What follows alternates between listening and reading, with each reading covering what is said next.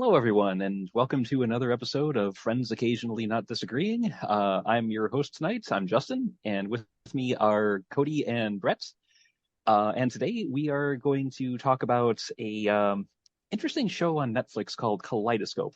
But before we jump in, might as well do our traditional catch up, get an idea of what we've all been up to for the past week or so, or whenever we last hosted. So, who wants to go first? I can go first, I guess. Visually, I don't know that I have been watching anything other than binge watching this to get through it for the podcast this week. Video games, I've been playing more Dying Light still, which I think I've mentioned last couple podcasts, but still has been really enjoyable. Like I'm powering up still further and further. I had one great standoff that happened the other night when my son was watching me. It was night, which is, again, I think I mentioned, like scary as hell in the game, and there's these what are they called? Night hunters or something that prowl around at nighttime only, and they're terrifyingly strong. And I ran through an open door of I don't even know what it was, like a garage or some kind of little shop, and was hiding basically in the building, and they kept coming in along with regular zombies as well. And I managed to take 3 of them down. Nice. While I was back against the concrete wall, slashing them with all of my stuff. And I took 3 down along with 4 or 5 little ones. And that was probably the single best standoff I've had in the game so far. So that was awesome. So still enjoying that. And then I didn't mention this on the podcast yet. I had kickstarted a long time ago many projects, of which I'm still waiting for. But anyway, one of those came fairly quick. I think it was the last one I kickstarted, and it came already. And it was the 100th centennial for the Winchester House in California. And it is a combination of, we have a board game called Floor Plan. So there is a Winchester House edition of Floor Plan, which I can only imagine is the regular one, except, well, Brett, you played that once with us, I know for sure, at your house. Yeah. And instead of building a house, I'm sure you just build a wacky house or something. But also the second part that comes with it is a pretty thick, maybe 150 page graphic novel depicting how the lady came up with the idea. It's told in a narrative, but how she created the story, and then the workers working on it, and then the rumors of the spirits and the ghosts in the house and everything else. And I have maybe 20 pages left in this. I think I may have read that. Do you remember what it's called off the top of your head? The graphic novel. Yeah. It literally just came out on Kickstarter. Oh, okay. But it's I don't know, it's got this cool face of her with half of her face and half of it's gears and the house being built, I think. It's just called the Winchester House or something like that. Okay. I'm digging up my I know I reviewed it at some House of Penance was the one I read, which was about that. Okay. So just wondering if it was the same thing. Gotcha. So that's probably what I've been up to this past week. So it's been interesting to get into. It's been pretty fun. Cool. All right. Well, I'm addicted to, AI generated art. I have this week I've spent hours of my life just browsing just crazy AI generated art on this Discord group for the Midjourney AI bot thing. And it's fascinating, and there's lots of stuff in there that's just amazing to see, because there's stuff that's crazy, and there's stuff that's just amazing to look at, just beautiful, and there's other stuff that's just very creative. I'm looking at one right now. So somebody input a battle between Daredevil and Mario, and that's what they got. They got animated, but this fully animated picture between Mario and Daredevil fighting each other. Kind of amazing. Yeah, there's people that because you can upload a photo, so people will upload their own picture and then tell it to make a Pixar animated version of it, and so they get what they would look like in a Pixar movie. There's tons of others, people make logos for companies.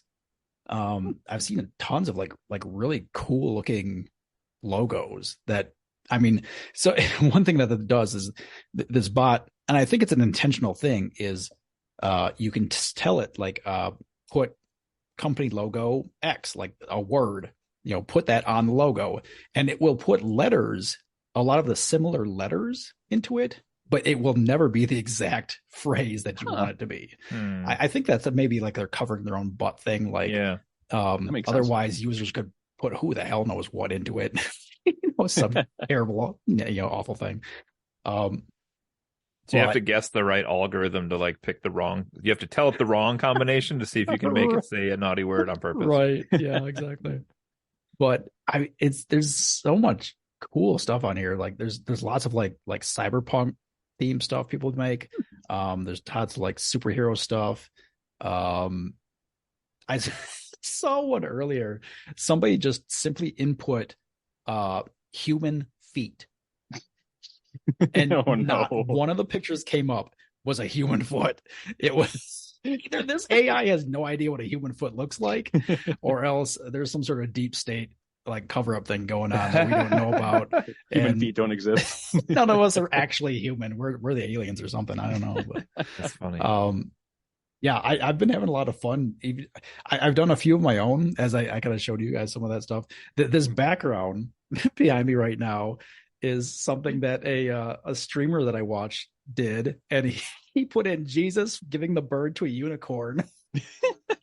Or giving the finger to a unicorn, and that's basically what he got. Nice. So it's crazy what you can do with it, and it's fun just to see what other people have created and what kind of things this AI comes up with. So sounds like it. That's what I've been doing this week. Nice.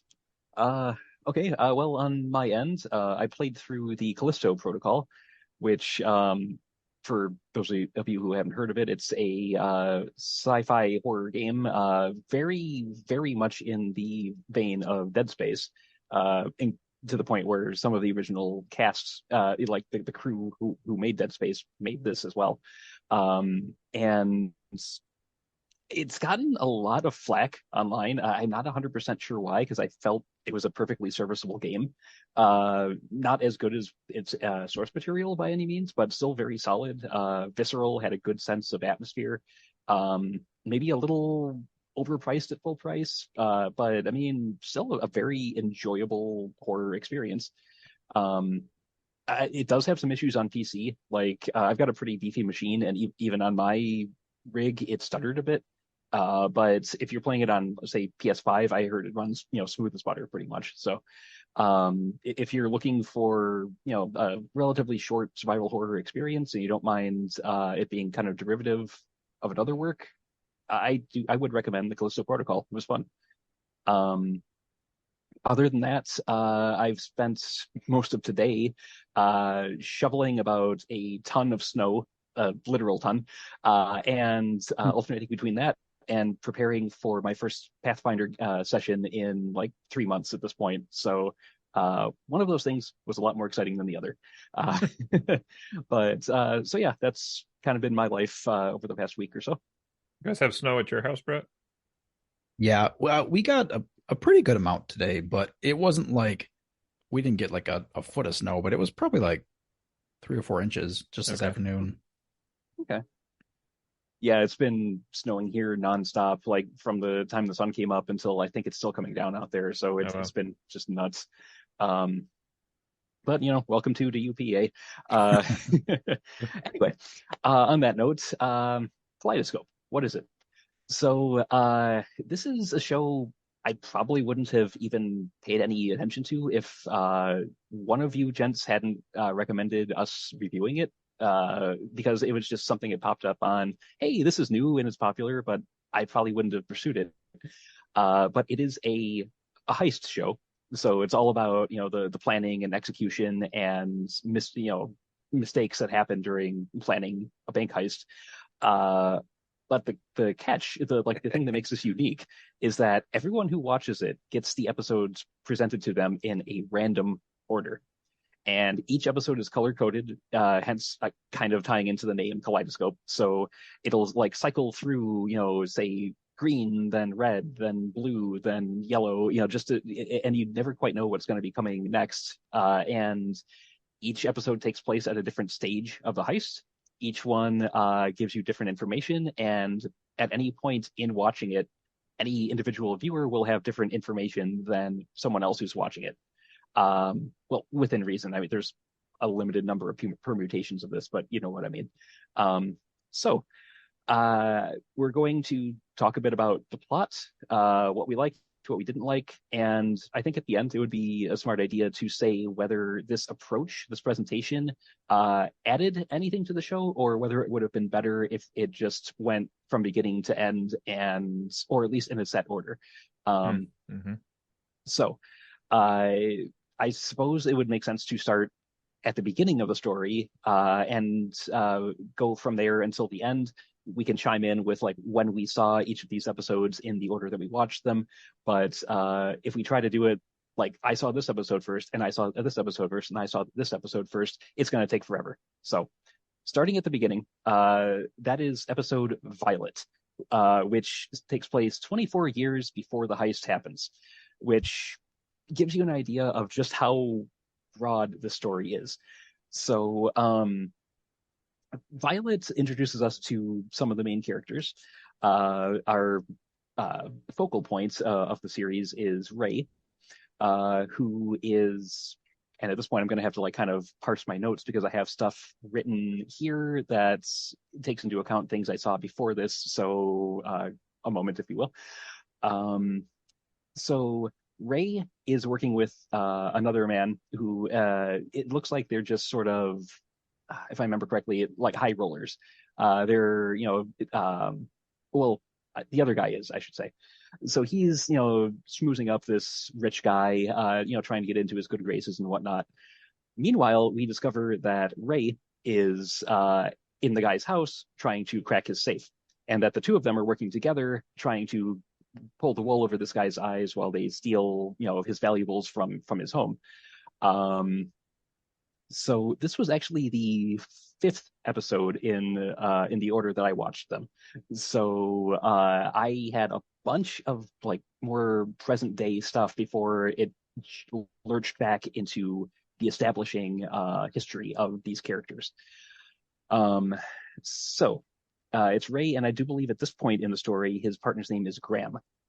If I'm wrong on that, correct. I believe that's correct. Yeah. Okay. Yeah.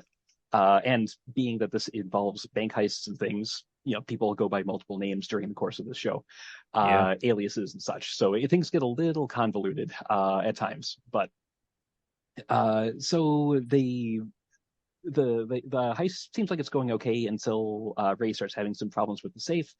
Graham comes up to try and check on him, on the pretense he's using the bathroom, and tries to hurry him along. The host of the party comes up and almost blows the whole thing, blows their whole cover. Ray hides in the safe. Looked like he was trying to blow something. Yeah, so Ray hides in the safe. They barely get him out. They barely get away without getting caught. And it's at this point, you find out they've been doing this for a while. They've been in cahoots. They've been, trying to, just run bigger and bigger gigs, and it's starting to wear on at least Ray's family life. To the point where his wife more or less talks him into trying to go straight. And for the sake of her and his daughter, Hannah, he decides to try that and open up an auto parts shop and just try to make a good, decent living and wipe away his past. But like any good heist story, every time he tries to get out, they just keep pulling him back in. So things are going meh for a while for Ray.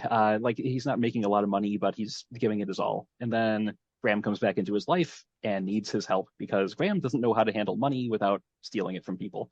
And he talks Ray into helping him out for one last job, and it doesn't go well. Let's see.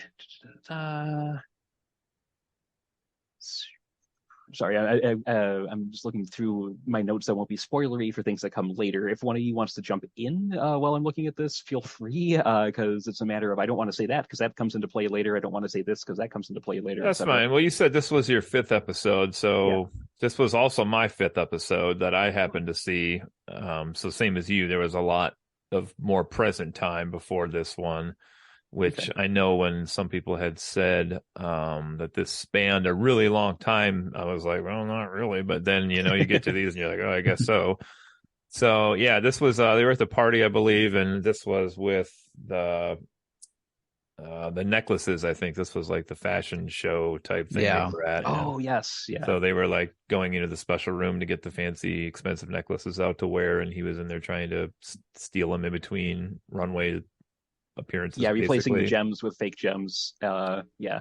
And important to note that the auction where this jewelry is being sold off just so happens to be at the company or run by the company where his wife works, or used to work until she'd been fired earlier that day. Yes, yeah, basically for being black. More or less. Oh, it's accurate. Well, yeah, it's what it's implied. Because Lily, Ray's wife, worked at a ritzy club where people of color are treated about how you'd expect people of color to be treated in a place like that. But she did the bookwork for them and all that, and I don't remember exactly why Ray and Hannah were there. They were she had taken Hannah to work with her, was it? And Ray went to pick her up. Yeah. So Hannah, who's like a little 6-7-year-old kid at this point, fairly young, goes. Yeah. She gets bored waiting for her mom to finish what she's doing. So she kind of wanders off, gets into a place where she's not supposed to be. And when Ray is waiting for, her and Lily to get done, she's being hauled into the lobby by security. Ray gets pissed off. He's like, get your hands off my kid. And things escalate. His wife gets fired. So the auction is the thing that he had found out about while waiting in the lobby. And apparently, if it's a big enough deal that despite Lily getting fired, her boss, being, the self-absorbed prick that he is, calls her up and says, hey, look, I need you to do me a favor. I know things went south today, but I need you to come in and help me with this. So she does. And she's not supposed to be there because, if Ray knew she was going to be there, he wouldn't have taken the job. But since she got fired, it's a lot of coincidental stuff that kind of works its way together. So while she's doing the paperwork for all the the gems, the jewelry, and whatnot, she's got headphones in, so she can't hear anything that's going on around her. This is important, because so, as has been the case for these two before, this heist also goes wrong. The timing of the models coming and going is not what it should be. One starts heading back to the area where the jewels are being kept sooner than she should. Ray has to hide, and ends up being spotted by a guard. He and Graham, knock out the guard, and everything just goes completely pear-shaped.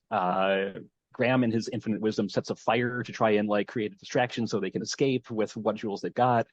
And again, because Lily can't hear anything, she doesn't notice that the building's on fire and the alarms are going off until it's too late.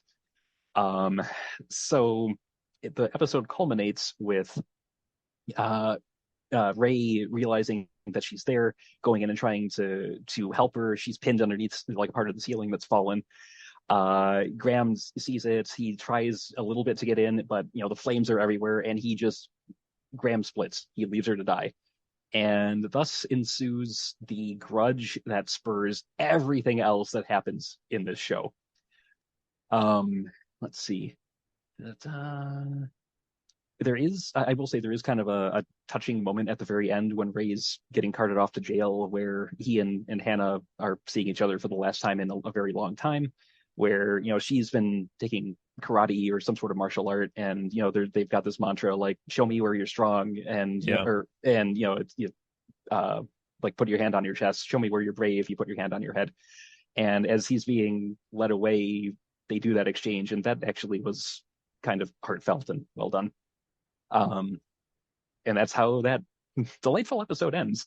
So Brett, where did you see that one? Coincidentally, mine was also 5. Oh, really? Okay. Whoa. I swear that Netflix gives this to people in a random order, despite evidence to the contrary. I chose mine in a random order, to be upfront about mine, because you guys had already started with your first episode, so I was like, I'm just going to pick my own. Oh, okay. So, but apparently I picked the same one you did. That's funny.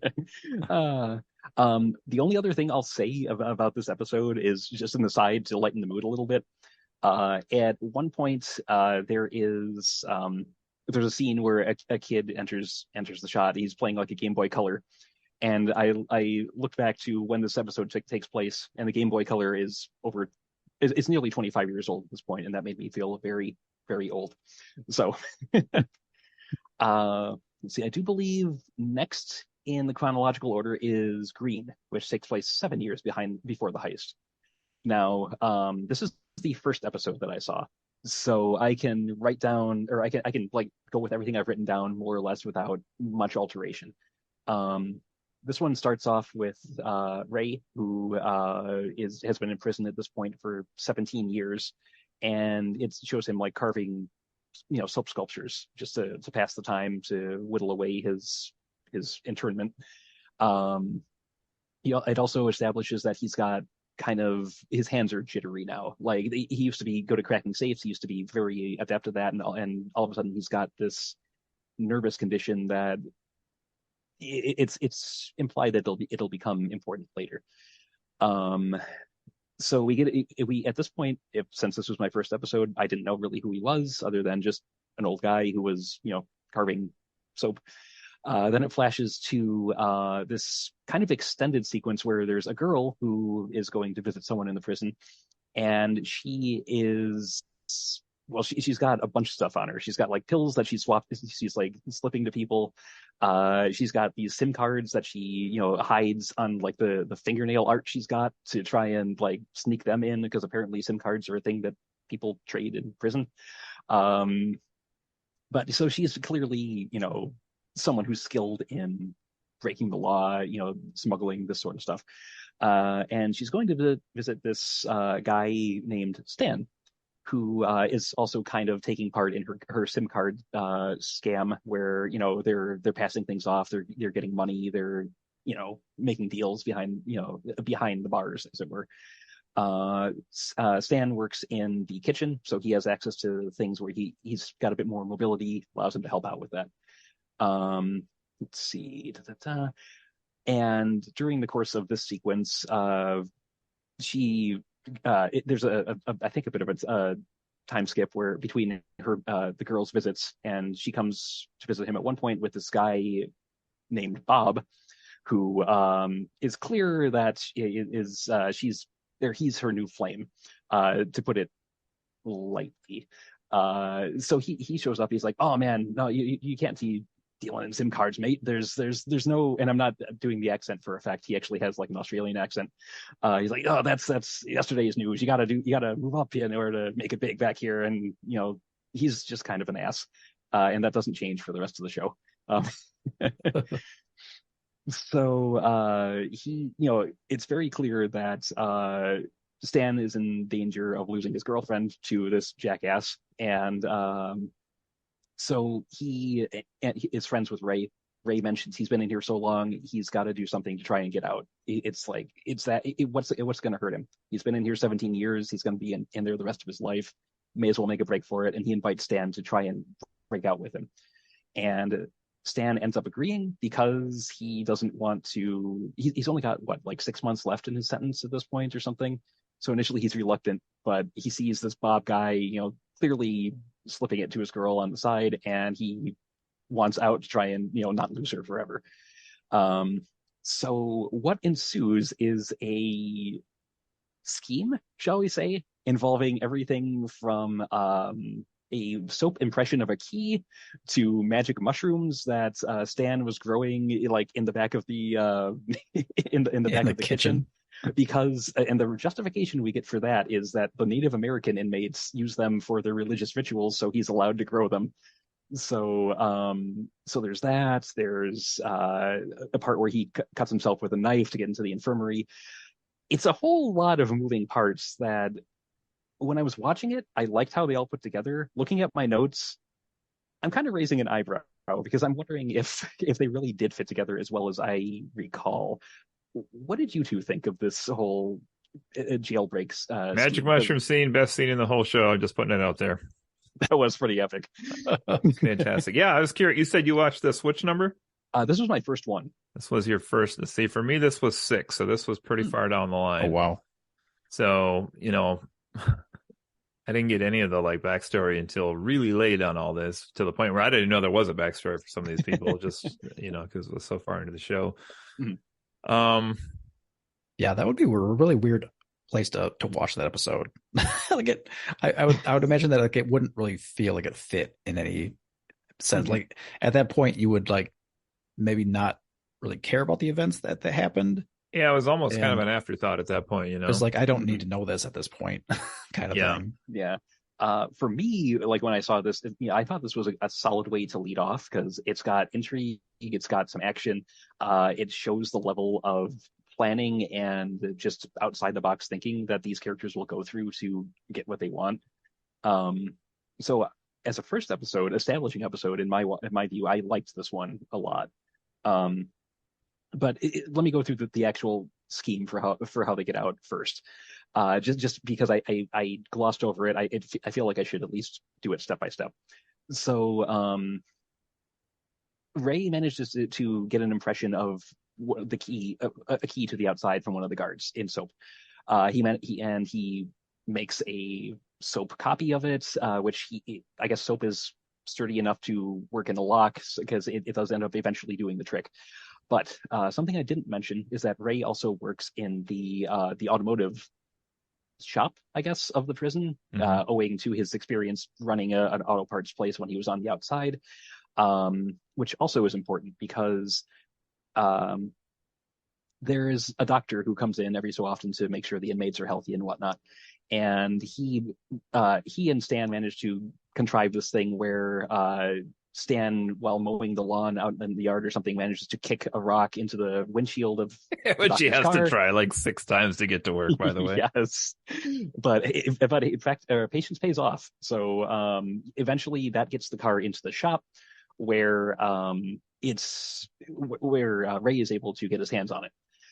Now, he fixes the windshield, obviously, but what we don't see on camera, but we see later on, is that he also alters the trunk of the car to get a fake back to it. And so that comes into play once he gets out. So magic mushrooms were next. So Stan gets a bunch of those, grinds them up, and puts them into the powder for the oatmeal. Yeah, and makes a gigantic batch of it. And that all the inmates eat for breakfast on the day that they're going to break out. And however long it takes to kick in, they start acting weird. They start massaging each other. It's weird. It's funny. It's actually a very entertaining watch. So during all of this, he takes a kitchen knife and slices open his palm to have an excuse to go to the infirmary, where Ray is also there because why was Ray in his medicine? I think. That's what it was. Yeah. So they're both in the infirmary together. While they're there, there's a code red because of what's going on in the mess hall. So they get left for whatever reason. The guards are oh, they're banged up. They won't do anything. So they leave them there. Yeah. And this is where we find out that apparently electronic keycard locks can just open automatically if you freeze them. Because he grabs a can of compressed air and sprays it a bunch, and it's just bing, door opens, and then they rush down the hall to the door to the outside, and Ray's got his Soap key that he's trying in the lock, but it's soft. He's got what we find out might be the first stages of Parkinson's during one of his meetups, and so he's having trouble getting the lock open. Time's running out.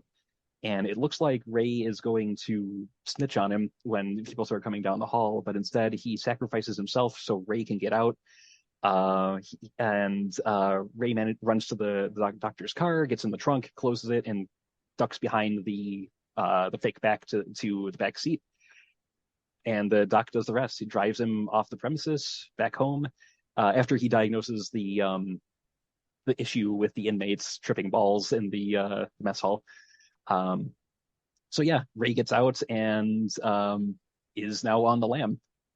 I'm glad you said that Stan kind of helped Ray get out, I guess, because when I watched it, I think I kind of took it the other way, that he was out to save his own ass and was yeah, it seemed good luck, but I'm saving my own ass. Yeah, it seemed like he was about to, and that because I thought he was going to come out and say like, "Hey, there's the guy trying to escape. You got to get Oh, him." that's But right. Yeah, he yeah, says and he's lost or some yeah, crap. he's like, "Yeah, you know how this place looks. Every hallway looks the same." So they cart him back to his cell. Ray manages to get out just in the nick of time. Um, it's also at the end of this episode that we get our first introduction to the another major character, FBI agent Abasi, who is investigating the escape. Um, we don't know a whole lot about her at this juncture, but she does become a focal character. Let's see. Such a major character. In my notes, I only ever wrote FBI agent. Never caught her name once. That's fair. But she does play a role in the story. Let's see. Da, da, da. So while she's investigating, they find out that the doctor's car is discovered burning in a quarry like outside of city limits, and there's a dead body in it that supposedly matches Ray's dental records, but they've been switched based on well, I guess a favor that Ray called in. We don't quite find out exactly how they got switched here, at least according to my notes. He's dead. Yeah, I don't think they tell us. Yeah. So anyway, Ray's out and about, and first thing he wants to do is try to reconnect with his daughter, who is, now gainfully employed and happens to be working for none other than his old partner, who I believe at this point has a different name, at least what I have written down. But yeah, Roger Salas is what he's going by at this point. So Roger by name, Roger by reputation. So Ray has an even bigger axe to grind with this guy, because now even his own flesh and blood is, beholden to someone who basically killed his wife through inaction. He's rubbing on my kin. All right, so that's kind of how that episode ends, as far as my notes have. So what did you two think of this one? I mean, I know you talked a little bit about it, but where did you see this one, Brett, for you? Yeah. Green for me came in second. So it for me, so the first episode I had was Yellow, which we haven't gotten to yet. But Green felt like a good place to be like right after that one. So I had it pretty early. Okay.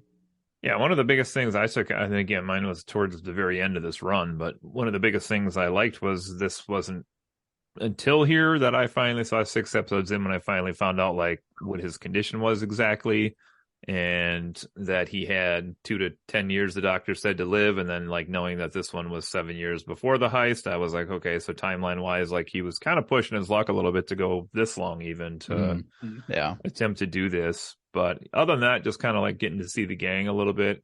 Kind of a pretty backgroundy one, but I did like the magic mushroom scene. Yes. Okay, which brings us to the next episode in order, Yellow, which takes place 6 weeks before the heist. Implied that Ray, who's now going by the name Leo Pep, has spent a lot of time planning this out, planning out how he's going to get revenge on his former partner, formerly Graham, now Roger. And he's starting to assemble a crew to do whatever the heist is that he has in mind. It's not fully explained at this point, if memory serves, but so he let's see. Which PS, like, what did he do for like those 7 years? Because I feel like he got out, and then in this episode they were like 6 weeks before the heist, and at one point they like, isn't this one where they like throw money at everybody, or is that not this one? No, this one. I'm trying. Maybe this is basically one where they gather up all the crew, and then like start like loose planning. Okay. I was trying to remember which one they like throw the money at everybody, and they're like, you got this much to go do this with, you got this much, and I'm like, you don't have all that shit done, like you've sat around for 7 years. That's a good point. That one happens an episode or 2 further in. Okay, all right, keep going. Okay, so this one actually starts out with we find out more about Hannah, like what she does for a living, where she works security for Roger's corporation, which I believe is called SLS.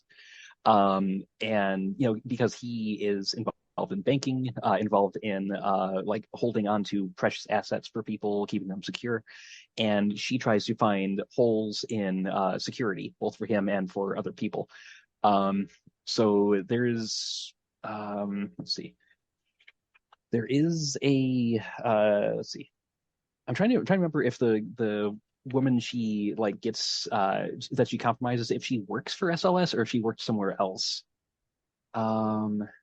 I think it was somewhere else because I have Done and Company written down. Yes. Yeah. She was, yeah. The other woman was for a different company, and they were like SLS was hired to test their security Okay. protocols, basically. Okay. So yeah, that whole sequence involves her basically concocting an entire fake relationship with this woman, possibly even going to bed with her. It's implied at one point. It's never just explicitly said, but basically, gets her to trust her implicitly. Hides a camera in a book that she gave her as a gift that she puts in her office, and that lets her see the codes that she's typing in for the system. And eventually, Hannah breaks the security, and it's proof that she is very competent at what she does, and she's willing to do an awful lot to get results, which again becomes important later. At this point, Stan, going back to him, is out of jail and working a job at a butcher shop that I guess his family owns because they live above it. And they are, picture your stereotypical, like, terrible sitcom family, and that's kind of what they feel like in this episode. His mother is like always on his case about this, that, and the other thing. There's people constantly yelling at each other. He feels like he doesn't even belong in his own home, more or less. And just that's an establishing shot of what he's been up to for the past 7 years, give or take. Let's see. And here we actually get introduced to what the scheme is, like what Ray, or Leo, if you prefer, what his big plan is. So at SLS, there's this underground vault that has a bunch of security, like 3 doors you have to get through. There's biometrics. There's this thing that measures a person's gait as they're walking, that sort of thing. Yeah. But control. Yeah. So he found out that there's these 3, I guess, organized crime bosses from Europe, called the Triplets, who have $7 billion in unsecured bonds that they're going to be storing with SLS. And unsecured bonds aren't made out to anybody, so anyone can cash them in, which is why they're a prime target for this heist. And plus $7 billion is a crap ton of money. So that's the target. But the rest of the show is figuring out how to get at it. Well, most of the rest of the show, there is something we'll get to later.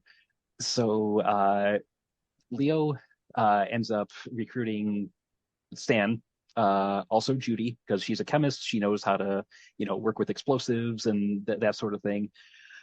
But Judy is still with Bob, and Bob insists on. It's all right. He's a safe cracker. Ain't that right, Tugga? But yeah, Bob insists on being a part of this because as soon as he hears, I don't think he even hears the amount of money, but he doesn't want to be part of anything he doesn't want Judy to be part of anything without him getting a cut. Let's see. So they end up getting on board despite Leo's misgivings. Let's see.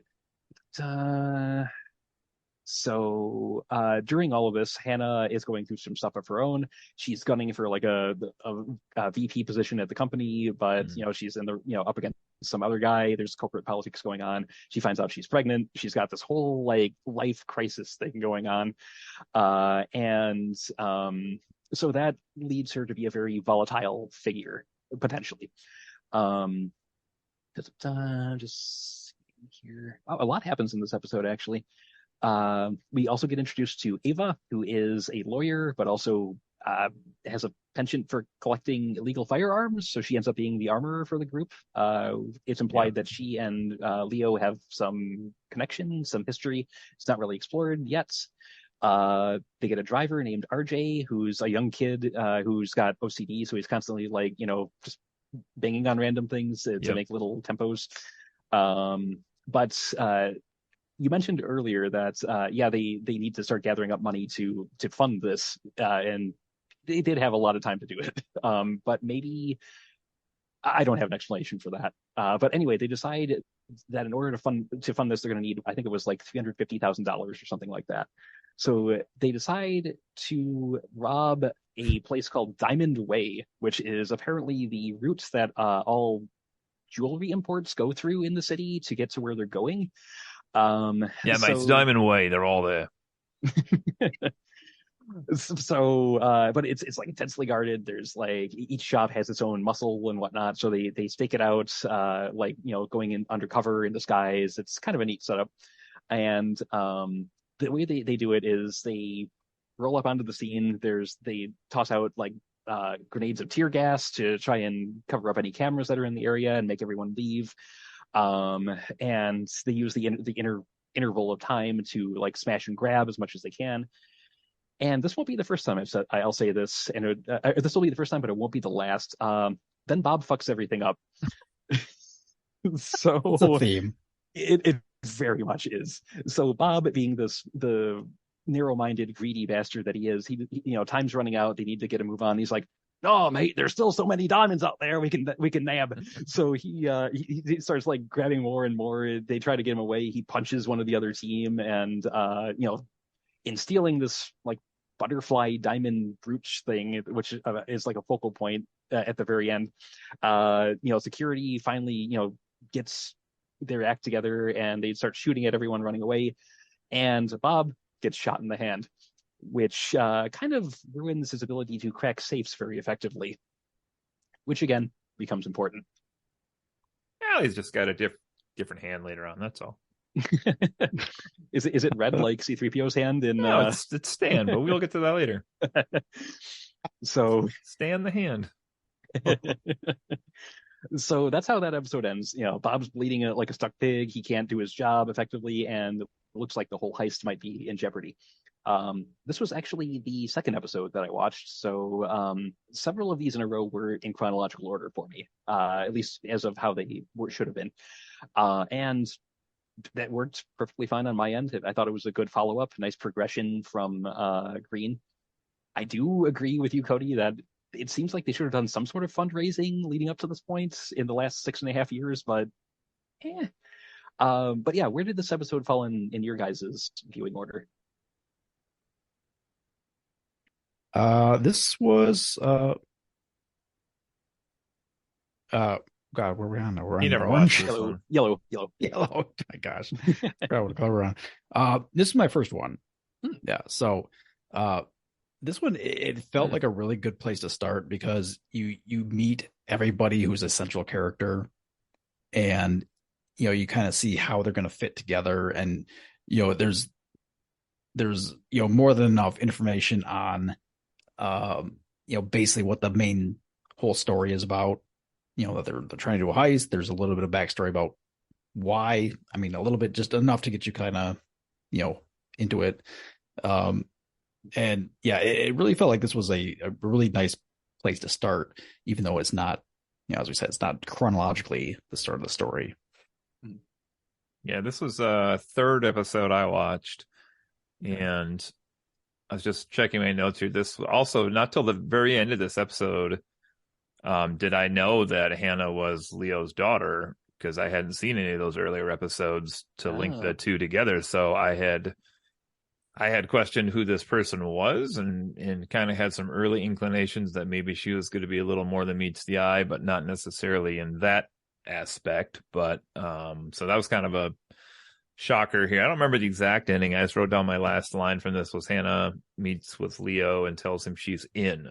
So that's what I put for the last line there. But that was the first time I had seen the two of them like have any sort of relationship. So that was kind of, you know, fun for me. But this was a good third episode to like see the gang in action and their strengths and their ineptitudes all happening simultaneously. But it was a pretty cool scene. I mean, the jewel theft itself was pretty cool with all the like smoke all over the place and like them trying to, you know, Assassin's Creed style all the guards along the street as they were trying to not be captured. So it was a fun episode. It was. Okay, which brings us to Orange, 3 weeks before the heist. This actually was the third episode I watched, so it was green, yellow, orange for me. So this part very chronological. So this is basically let's see. I believe it starts with with FBI agent, as Cody had her labeled, but Agent Abasi. She doesn't have a name. We find out a bit about her past. She's a recovering drug addict. She has custody issues with her son. Let's see. And she's investigating the whole Diamond Way heist, trying to figure out who did that. And she finds one of the shell casings has a print from Ava, who again is the lawyer who was also the one who supplied all the guns and munitions for that heist. So she's become a target for questioning. And then it cuts back to speaking of Ava, it cuts to her and Bob, who insists on coming along while she attempts to fence some of the goods they stole. And being that it's such some of it is very distinctive, and it was such a recent thing, she can't get a whole lot for them. Bob isn't happy with the amount that they get offered. He starts like, "Oh, you got 300." Yeah, oh, I could get like 800 for that down at the docks or whatever. Yeah. It's just like I get $1 million in Philadelphia. Yeah, that's what it was. Yeah, but or were they in Philadelphia? Were they in New York or were they in Philadelphia? Where is this at? I think they're in Philly. I think it's or was it New York? Was it in Philly? I feel like it was. I feel like they're in New York. Oh, maybe okay. New York. I don't know. Okay. Either way. But yeah, so he keeps like just making things worse everywhere he goes, to the extent where while the store owner's back is turned, he like steals a watch just because he can. It's like on the counter. It's like yeah. So it's really setting him up as the type of character that you love to hate. And I can't fault the show for that.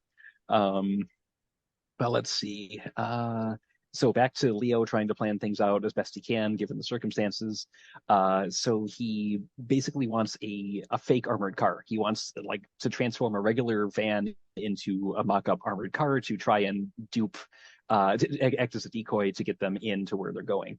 And we get a little bit from RJ because he is very, very much into cars of all shapes and sizes, and he's really the one that Leo goes to for that information. This must be the one where he throws the handfuls of money at everybody. I think so. Yeah. Yeah. Okay. Yeah. Let's see. We also find out that Stan and Judy still have some chemistry going on, and Bob is the big angry idiot who's very volatile. He's not going to take kindly to that, but it's another wrench into the plans. There's a lot of that happens. But it's an implication that somewhere down the line things are going to get ugly. So let's see. During all of this, Ava is in disguise and takes a tour of Roger's building to try and get a feel for the security. And after that, the FBI agent, Agent Abasi, tracks her down, takes her in for questioning, and she explains the gun casing thing by saying, well, 2 of my guns were stolen a while back. If the police actually did their jobs, maybe they wouldn't have been used for this heinous crime. So it's an alibi, but not a strong one. Let's see. And we also find out, because nothing in the show is ever a coincidence, Ava was the lawyer that got Agent Abasi busted for operating while intoxicated, basically, which led to her suspension from the FBI, which led to her losing full custody of her son. She's a bad mommy. Yeah. So there's a lot of history between like almost all of these characters. Yeah. And of course, about Agent Abasi is going through like counseling and stuff for her former addiction, and the support group she's a part of thinks that her obsession with pegging this on Ava is like a transferring of aggression or something like that, or addiction transfer, I think is what they called it.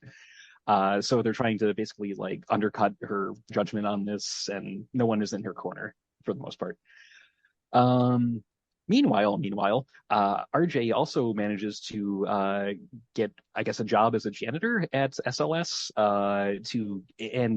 This is kind of a neat sequence where that was a really cool part to this episode. Yeah, he's got these little like tracking devices that he's just like dropping down all the toilets to see where the sewer lines all connect and everything. And he does stuff with like the ventilation too, doesn't he? Or Yep. something like yeah. So I liked all the planning in this episode. It was really neat, really cool to see. But let's see.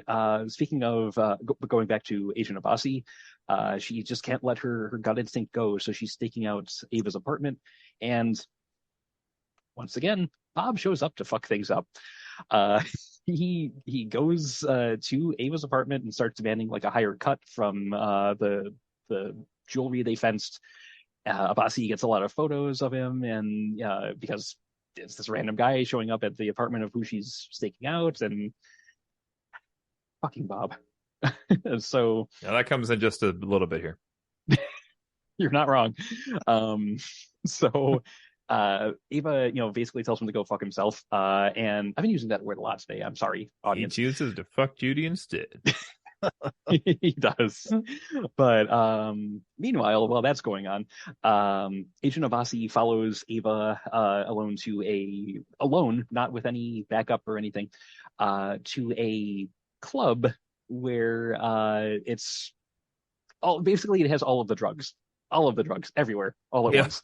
And her highly suspicious partner couldn't make it to the scene of the crime, so so she goes in alone, and I'm sure you can put the pieces together what's going to happen here. Abasi loses sight of Ava, and tries to chase her out of the building, but when she manages to catch up to her outside, she's got a gun drawn, but the local cops show up. They see someone, aiming a gun at somebody else. They basically focus on Abasi, and she just came out of a drug den, so it doesn't end well for her.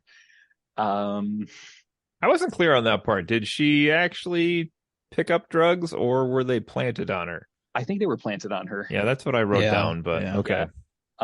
So yeah, because of that, and because of the earlier obsession with staking out Abasi or Ava's house, that led to her being like 30 minutes late to her custody hearing. Then this drug thing happens. Agent Abasi loses custody of her son. Yeah. So, but at this point, Ava knows she's got a tail. She knows that she's compromised, that she's a threat to the operation. So she offers Leo an out by basically saying, "Look, I'll take the fall for this. I'll take all the heat just to get them off your trail." Until, and I wish I were making this up, Agent Abasi kidnaps Ava's childhood nanny, who was living with her in her apartment, who also just so happens to be an illegal immigrant, and threatens to have her deported if Ava doesn't agree to be a mole for the whole operation. Yeah. So, that's how the episode ends. I believe Ava agrees and wants to be back involved. I think it's in this one where she tells Leo she wants to be back involved. Yep, that's where she ends at. Or the episode ended. Yeah, you left out the bar fight between Stan and Bob, and then Bob and Judy doing it in the car. It's okay. You got that face covered. While the guy awkwardly took photos. Because surveillance. Yeah, so much surveillance. Yeah, so where did this one fall for you, you said? This was my third episode. So okay. It was all in chronological order except for the first one for me. So, okay. Brett, where'd you get this one? This was fourth. And how did it work in the middle? It felt like a good place for it. It kind of because the way that my episodes kind of came, it felt like you're getting closer to the heist, and it felt like a natural kind of progression of it. Okay. Mm-hmm.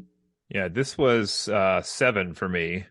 Ooh. So right before the finale, which kind of was a mixed result for me because I didn't know who the fuck this FBI person was through the first 6 episodes, hence why I have this person named FBI agent.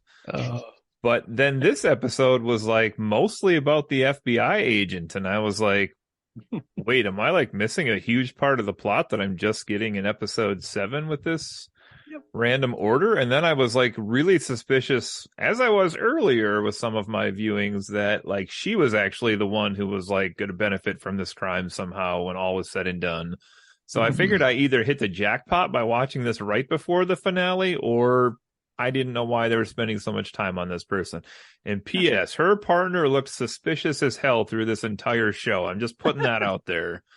To my knowledge, I don't think he was involved with anything, but he sure as frick seemed suspicious. He was just I almost said a lazy cop, but I mean, I guess just kind of a lackadaisical FBI agent. I thought he was really suspicious. And then when he was like, oh, I can't go to that club to tail Ava with you because I got to go do this other thing uptown. I was like, bullshit, you do. But yeah, but that kind of, that never gets capitalized on, thinking about it. Yeah.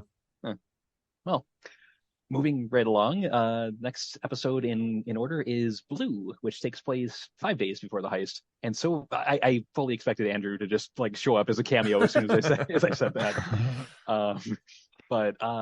So 5 days before the heist, and it starts off with Leo going over the 7 jobs they need to do to reach the goal, and they go through them really quick. And I didn't get a chance to jot them all down, but it basically involves like spoofing an RF code, getting into the building, getting past the guards, getting the vault door open.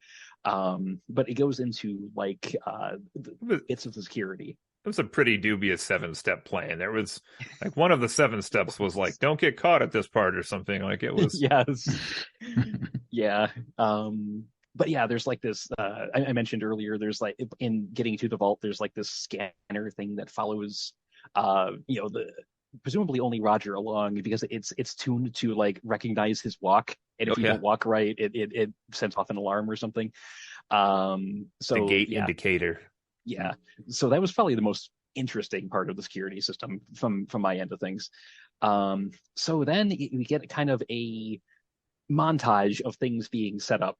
There's like flowers that get delivered, to various parts of the building, and bees that get picked up. I just have like an entire line, bees? Question mark. Which I thought would tie into the flowers, but we'll get there. So there's this like montage of things being set up. It's kind of neat. Unfortunately, Bob and Judy have different plans. Fucking Bob, he wants to take everything. He's like, oh, mate, we don't need to worry about these Dodgers. We can just, when we get the bonds, we just take them all for ourselves and leave them in the dust. That's what he's got going on in the background. So meanwhile, to set everything up, because they need like retinal scans and like a facial impression and whatnot, Leo sneaks into Roger's office and messes with his contact lens solution. And initially I was like, oh shit, is he just tired of waiting? Does he just want revenge? He's just going to blind this guy? But that's what I thought. Yeah, because he's like, adding multiple drops of this stuff that clearly on the bottle says use only 1 drop. And I was like, oh man, he's going to just cripple this guy for life and, ruin everything because he's spiteful. But I was wrong, because it's all part of the plan. Because instead of blinding him, it gives him an eye infection, because I guess too much of the stuff messes with the pH chemistry of your eyeball moisture and allows you to catch an infection. So that gets him in eventually to a fake eye doctor, who is actually Stan, who is standing in for the guy's actual eye doctor, to basically get a facial scan and retinal scan of Roger while he's in the chair and everything, which is kind of a neat setup. Yeah. So before that, though, Roger meets with the triplets, who are there and wanting to meet in person, and they tell him, well, we don't want to actually just store our bonds here. We want to exchange them. And he's like, that wasn't part of the plan. I don't exactly have $7 billion sitting around. And these guys are like, no, you're a resourceful man. I trust you'll come up with something. So he's got his nose to the grindstone now, trying to figure out how to liquidate $7 billion worth of bonds. But during all of this, his eyes are getting worse and worse and worse. And part of why I thought Leo was trying to just blind him is, at one point it's insinuated at this point that it's Leo, calls Roger up and starts like taunting him with stuff that that implies things about his past and about the situation and whatnot. But after that, we find out that Roger himself is being blackmailed. It wasn't actually Leo. It was a former employee of his. I glossed over this part because it wasn't. I didn't have a note on it, but I mentioned Hannah was gunning for a promotion. Well, she ended up getting it by ousting another guy from his job, by planting a fake thumb drive in his office or something that basically incriminated him in a security breach. So this guy is now working at Radio Shack. Yeah, it was like a more or 1 hour less, photo yeah. place. Yeah. And he's like he demands exactly $4.3 million from Roger, which apparently is all he's worth, despite being in charge of this max security storage firm and whatnot. Apparently he's not actually doing as well as it seems. So he's trying to extort him for wrongful termination, get what he's owed and that sort of thing, and also ruin him. So it doesn't end well, because we find out that Roger has a hitman in his employ, and who shows up and kills this guy after hours at the store. So fun times. And apparently there's no repercussions for that whatsoever, because he's good at covering his tracks. Yep. There is, this is also like where it really seems like Leo is, he's on a razor's edge of just completely throwing the plan to the wind and just getting personal revenge, because he shows up in the building in like the sauna or like steam room that apparently they have, and he's got a towel over his head so that they can't see Roger can't see his face, and Roger's he's like, oh, I didn't realize anyone else was in here, man, what a shit day, and he's just got going on about his problems and whatnot, and Leo's in the background like wrapping up a towel and getting ready to strangle him. And until he mentions Roger, that is, mentions he mentions the storm that's blowing in, and yeah, this leads to one of the biggest issues I have with this show, because they had to, during the plotting out the plan, they had to scrap part of it for some reason. I think it's because the back door that Leo had someone plant in the company 7 years ago was wiped out because Hannah discovered it, or someone discovered it, and basically it's wiped out. They couldn't use that anymore to access part of the vault. So instead, they're going to use the flood water from the hurricane that's blowing in to blow up part of the sewer line and flood the vault, which apparently doesn't set off any alarms or anything. And they're going to use that to get in and, compensate for not being able to bypass the systems. This part never fully made sense to me. What about you guys? Yeah, I mean, that's a really good point, that they wouldn't have some sort of vibration sensor on this maximum security vault that would indicate that there's some sort of big thing happening there. So what was they had there's the temperature sensor on the vault.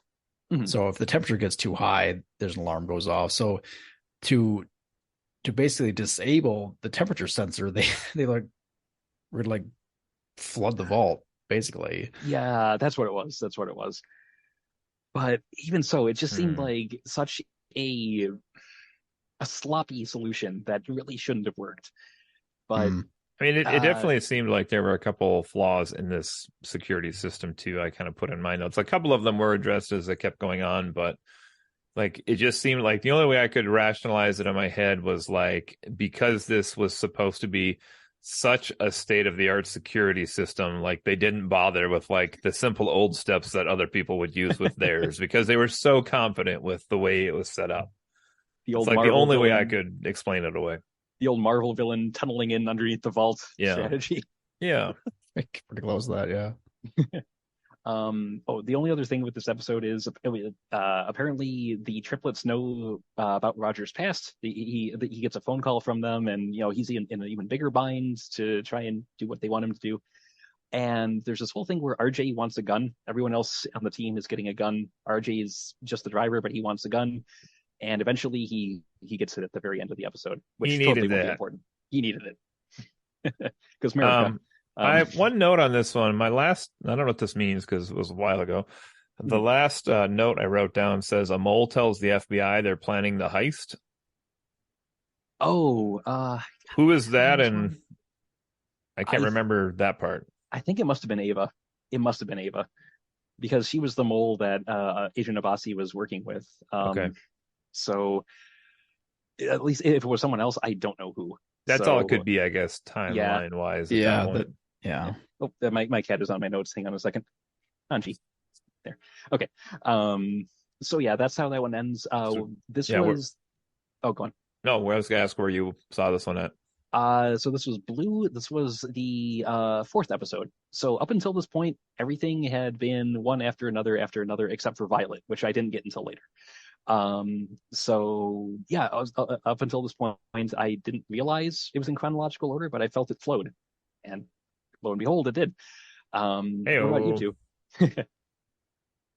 What about you two? Where did this fall in your order? This was number 2 for me. So, just that's why I guess when I'll talk about my other one here coming up, but that's why I kind of thought like the time span of the show was extremely short because through the first 3 episodes, it wasn't a very big time span. Even through the first 4, really, and then finally, like those years ones weren't until 5 and 6 for me. So that was quite a spread out. But this one was fun just to kind of show like how invulnerable SLS thought they were in terms of how airtight their security system was. And it was maybe the only moment of the show where I felt a little sorry for Roger was when like the triplets are like, yeah, now you gotta wash this money for us, and was like, oh shit, like good luck with that. You're gonna die or be robbed, one of the two here. You're not getting out of this either way. Yeah, the eye doctor thing was pretty cool. Yeah. Brett, where'd you see this one at? For me, this was 3, so it was not too far off from chronological order. Yeah, for me, the order of this one didn't set off any like weird questions or anything. It felt like it fit in pretty well, and yeah, I didn't have any other real notes on this one. Okay. So I'm gonna poll you two on whether we should do the next chronological episode next, because this is the episode that the algorithm always reserves for the last episode for everyone who watches it, even though it doesn't take place last chronologically. So do we want to do White next, or do we want to save that for the end, like everyone watching the show would see it? Brett, do you have an opinion? I mean, presumably somebody who's listening to this right now has already seen the show, or they don't care about spoilers. So I would say chronological would fit just fine into this format. Yeah, spoilers at this point, folks. Just kidding. Okay. So, yeah, let's just keep the timeline going. Sounds good. So next in that order is White, the day of the heist itself. So it's the climax to the show, but where we get to see how everything plays out. But in terms of like just watching it chronologically, it actually I think might flow a little better. So this is how long? Well, and I guess maybe how about before you go through this one, why don't you guys maybe say like, what did you expect heading into this last episode? Like, what were the things that you were the most interested to see? Because, like for me, there was some questions we watched in different order, but there were definitely some questions as to like who was kind of screwing the thieves as they were going through this part at the end, and then like maybe some mastermind questions as to what was going on. At this point, there were a couple characters that you were like, what happened to that character? Like, haven't seen them in a while. So there was definitely some payoff that was coming with this episode. Yeah. But yeah, I had questions like, did so-and-so survive? Are they actually out there somewhere? Like there was one character who I honestly thought took the money and ran. And it wasn't it's not the one it ends up being, but I thought, okay, not actually dead, but it actually made off with everything and left the rest of them high and dry. But so that's something I was curious about, whether or not one of the others lived. And those were kind of like the two big things. I don't want to name names because we'll get to that, but yeah, I mean, we had to watch the first 7 in the same order, I think, unless Brett, you did watch White last, I'm assuming. White was last, yeah. So I guess we know who we're talking about here. But anyway, all right, let's go through what happened here. This is a pretty cool episode. Yeah. So, okay, everything's clicking into place. It's go time. So, Judy gets. I'm just gonna go based on what my notes say here and roll with it. So Judy gets dropped off first outside the building with bags full of a bunch of supplies, lights, charges, that sort of thing. She heads down into the sewer and lights their path out. Meanwhile, the truck, RJ drives it into the underground garage, and they take down the guards using what seem to be non-lethal methods, which is, kind of cool. They didn't actually kill anybody unless they had to so far. Okay. So then, once they're in the garage in the building, then they kick off the remote things. So the flowers, which I thought were going to be used somehow to attract the bees to like maybe drive people away, instead they start emitting gas, which was weird. And apparently no one in security noticed that when they were being brought in, but whatever. The truck itself, being that it was a mock-up, they peel away the fake siding, and it's got like a different logo. It's got different decorations on it, which I thought was really cool. Yeah. The bees are used not to drive people away, but to confuse the scanner that detects how you're walking. So they wheel this container of bees down into the vault basement and hook it up to the tube, because it's an enclosed tube where the scanner is, and Leo puts on this beekeeper suit, for lack of, I mean, sort of, it's not exactly one, and they start pumping in the bees, and all the scanner is seeing is static. So he just walks through where the bees are going and gets to the end, puts like something there to attract them, so they're all kind of clustered around him. And at that point, not sure how they tested any of that, but that's no kidding, right? So he takes the face mask that he put together from the facial scan that they got of Roger, puts it over his face. That was cool. Yeah, puts it up to the scanner itself. It works. And let's see. Meanwhile, I have butterfly bracelet catches on chemical gun and spills. So was that? That was Judy. That was Judy. Okay, in the sewer. Okay, so yeah, while she's setting stuff up and trying to get the the charges placed and ready to blow, this stupid freaking bracelet that fucking Bob had to steal for her at the very end of the Diamond Way heist gets caught on like one of the things she's using and knocks it over. It spills. She can't do her part of the job as effectively. Everyone's waiting on her to set off the charges and get the water going in there. So eventually RJ gets out of the truck, runs down, is like, well, what are you doing? We gotta get a move on. And the charges get set off just as is, not being in the right spot, which I guess causes a bigger flow of water than they anticipated. That is essentially a flood. That it was supposed to be just a little water, instead it ends up flooding like half the vault pretty much. Okay. At this point, they haven't opened the vault that has the bombs in it. Not important. So at this point, Ava, who we still think is a snitch, a mole for the FBI, gives the call to Agent Abbasi and her partner / love interest, who that gets developed in an episode we haven't gotten to yet, or that happened at some point. I think it might have been in Orange, but anyway, Agent Abbasi is banging her partner, so there's that. So she calls in and says it's happening at this building, and she sets off these fake charges on like the 59th floor of some abandoned building, that just as a distraction to try and buy them all some time. So she's actually not a traitor. She's doing her best to make the heist go off.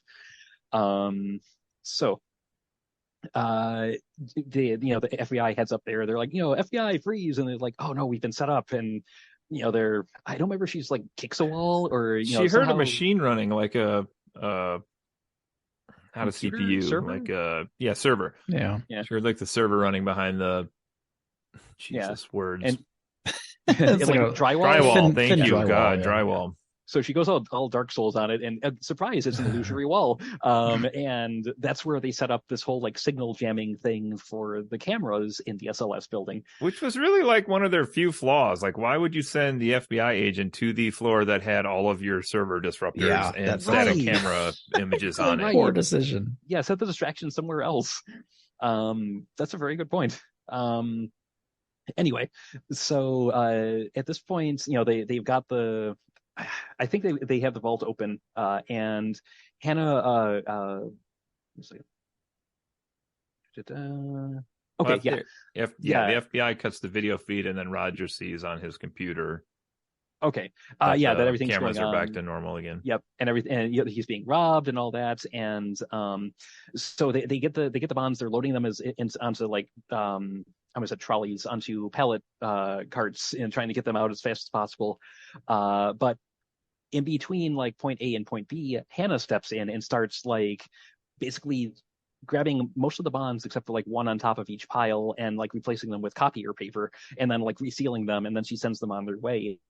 Can we at least name drop Liz, who is the real brains behind this whole operation? Oh right, yeah. Hannah's roommate. So yeah, roommate. Okay, that's what the show went with. That's what I'm going with. Yeah. But yeah, so she, taking a step back, Hannah had also gotten Liz a job at the company just to try and like, get her on her feet ostensibly, but she also ropes her into this part of the heist. So they, taking all the real bonds, she starts shoving them into FedEx boxes, sealing them up, and the crates that they think the bonds are in don't actually have the bonds. So those get passed off. RJ loads them into the truck, and he's like, "All right, yeah, we got everything, we're good to go." And then fucking Bob starts pulling his no mate, we're taking everything, sucks to be you. And then the gun that RJ insisted on having comes into play, and they start shooting at each other. RJ gets killed. I believe he shoots Bob in the ass. Yeah, he does. Which, I mean, points for spite, but it didn't save his life. No, it didn't. So let's see. They chuck his body in the dumpster, which Stan witnesses as he's coming down to try and get in the truck, or the van rather. And then a shootout takes place where he's running. Bob's trying to kill him. Things are just going completely to shit at this point. So insert Benny Hill music here. Pretty much, except with more gunshots. Yeah. Meanwhile, Leo steals the key to a different safe that is, in the vault area, because the vault doesn't just have the safe with the bonds. It's got a bunch of other safes, including, one that is Roger's personal safe. So he takes the time to break into that one while the water's rising and, time's running out. And we see him put something in there. We don't see what, do we see it at this point, or is that no? That's no. We do see it here. It is in this one. Okay. Yeah.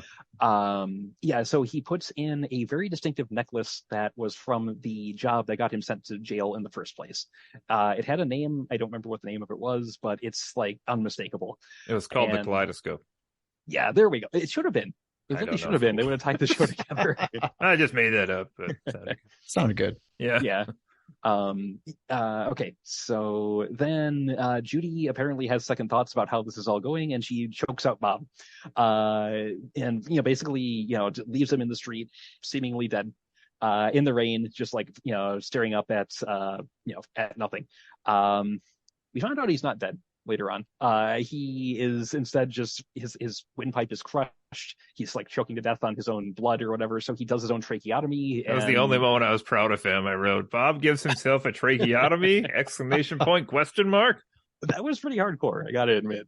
Yeah, I couldn't watch that. I was like, nope, I'm gonna look away for a moment. But yeah, so Ava's driving the truck at this point because RJ is dead. So she tries to run over Abasi, gets shot in the process. Let's see. We also find out that Leo didn't know that Hannah doesn't run over Bob though, despite how much she hated that guy. Yeah. Well, knowing how the things in the show go, if she probably would have broken an axle or something, then that would have led to further complications.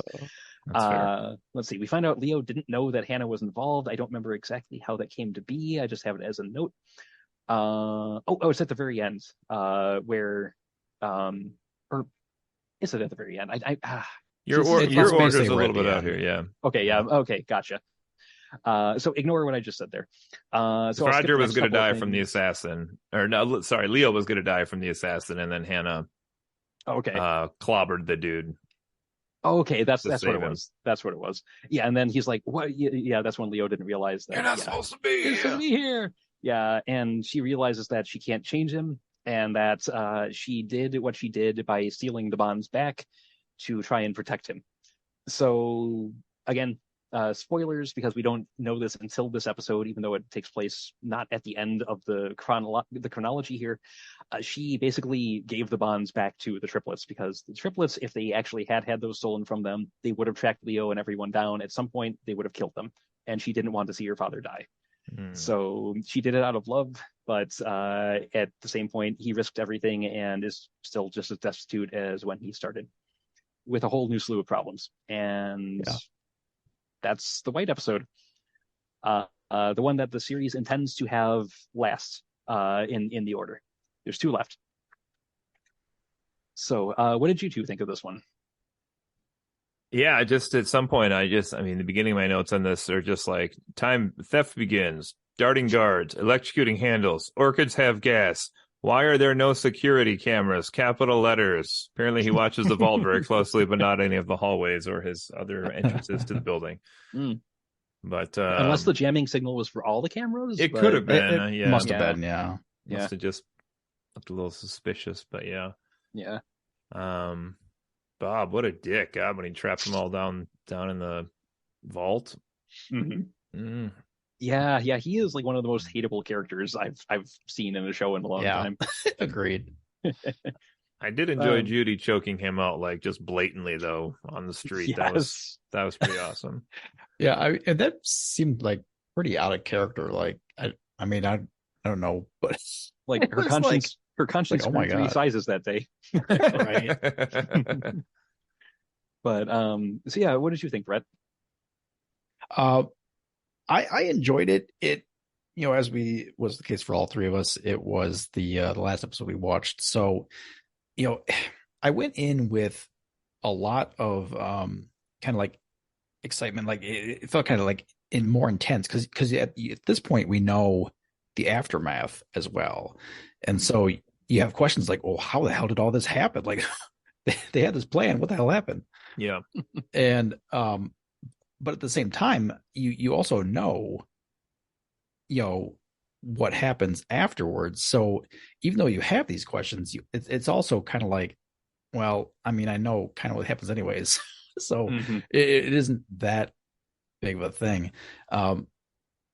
Though I did feel like this episode, for me, it made the most sense for this episode to be last because it contained the twist of Hannah being the one to basically steal and return the money, the bonds. And for me personally, I feel like if that was in any other place within the story, time wise, it would not have been as impactful or, would have made, wouldn't have been as good. Now, my wife, on the other hand, actually thought that the last 3 episodes in chronological order would have made more sense for her, but I like that twist being basically right at the end of the show.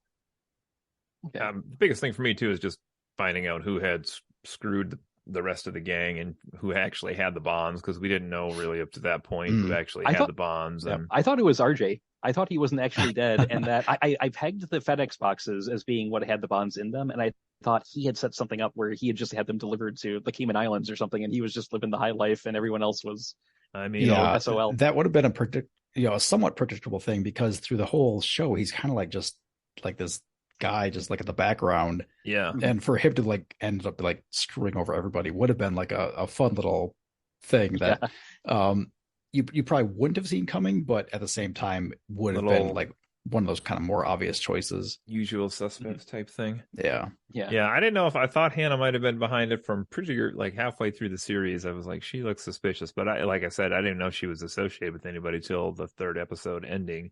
And then I also thought Ava for a split second, just because of the deal with the FBI.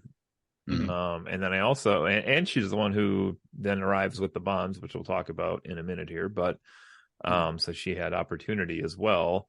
And then I also still didn't know about that FBI, but I was probably just thrown off just because I don't know what the fuck she was doing there until the 7th episode. And then I still don't really know what she was doing there. But I tell you what, there was a couple times during this show. Once I saw in episode 3, my episode 3, that Hannah was Leo's daughter, I immediately questioned whether the FBI agent was actually Ava's daughter. And then I was like, oh, this is going to be a double twist is what's going to happen here. And it doesn't seem to be that was the case. But I did really think that might happen for a while there. Gotcha. Okay, so that is the show finale, but there's also 2 episodes left. So Red, the morning after.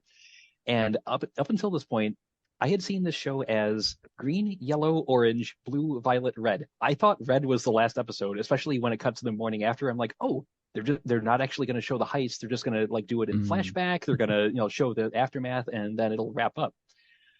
Then you knew they'd save the whites till last. Then this episode ended, and it's like, next up, pink. I'm like, the hell? Pink isn't even in the rainbow. It's not. So I was completely lost after this one. Like, what the heck are they going to do? So can I just share before you jump into the plot on this one? This was the episode I watched first. Oh, with my viewing. So it was like after the heist, I was like, what heist? I didn't know the show was about at that point. And that would be, just one of the first things they mentioned where they're like, no one can find Bob. And I was like, who the fuck is Bob? I don't know who Bob is. That is amazing. Oh, wow. What about Bob? Hey-oh. Okay, so Red, the morning after. It begins on a boat where we have Leo, Ava, Stan, and Judy. No one else. So immediately there's the question of what the hell happened to them, especially if, like Cody, you saw this earlier than you necessarily should. So it cuts to the parts of the heist, which is why I thought the heist wasn't going to be covered in its entirety, because we saw snippets of it. So you see Leo swimming into the crowded vault, the guards being drugged, the bees doing bee things. You see the truck and the bonds, find out that the truck and the bonds are missing, and everything's just kind of gone to hell. There's a meetup afterwards, which Stan had to take a lift to. There's like a joke is like, you took an Uber to the meetup? No, it was Lyft. So, but yeah, like everything has just fallen apart at this point. We find out that Bob tried to kill them. And let's see, we see that Roger is having Hannah investigate the whole thing, but we know after the fact that she knows everything that's going on, so she's not really going to let him get any headway.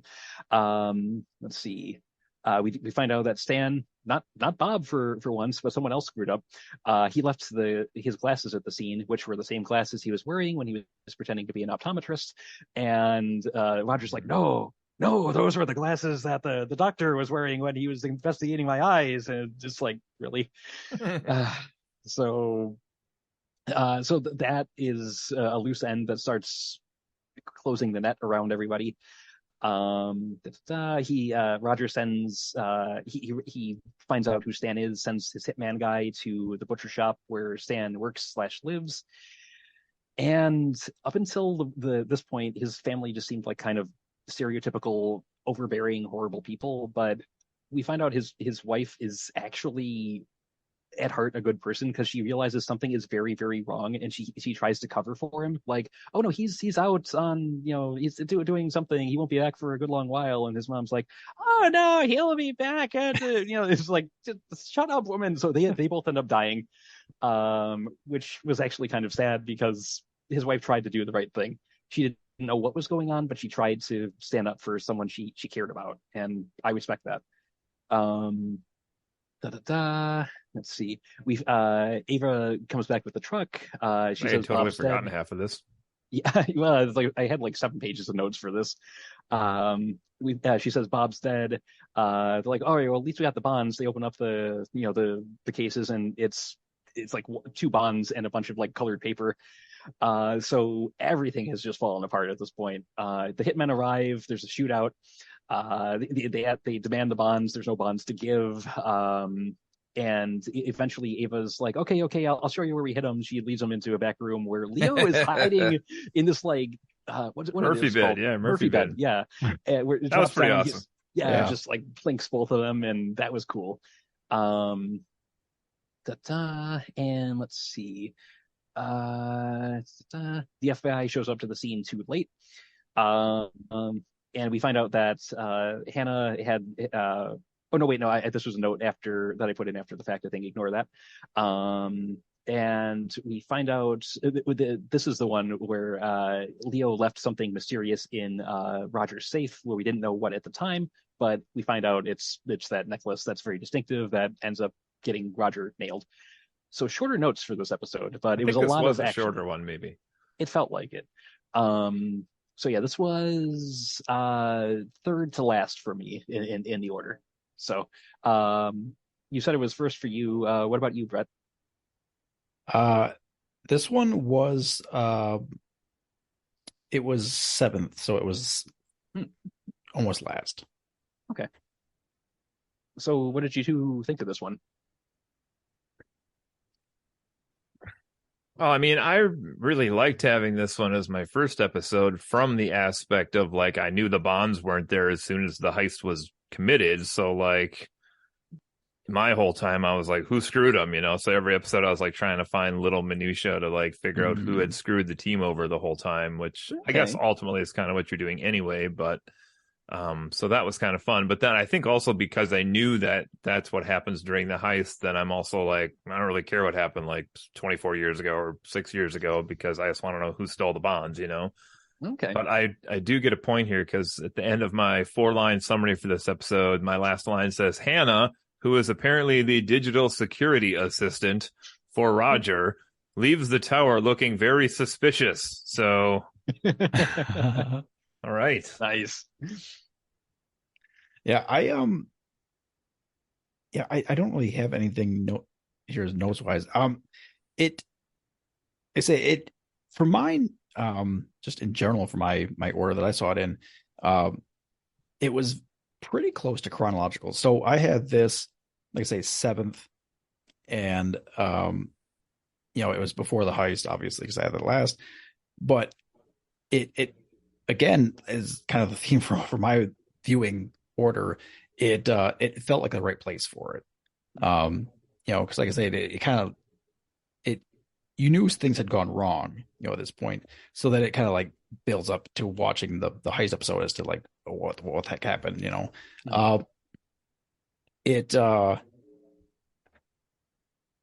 I guess I don't have anything else to say about it, really. Fair. Yeah, I do think these episodes were not of uniform length, and I do think this was one of the shorter ones. So that leaves us with Pink, 6 months after the heist, where Bob ain't dead. I think that's how the episode opens. We see that Agent Abbasi is still trying to pull everything together about the case. She figured out that Ray is Leo, that he has Parkinson's. I think she figured out as well. We see Bob visiting Roger in prison, and due to his homemade tracheotomy, he can't talk. So he has to like type everything into a text to speech thing on his cell phone, and it's actually pretty damn funny. It's like, "Hello, Roger," very much a astute British accent. I have a proposition for you.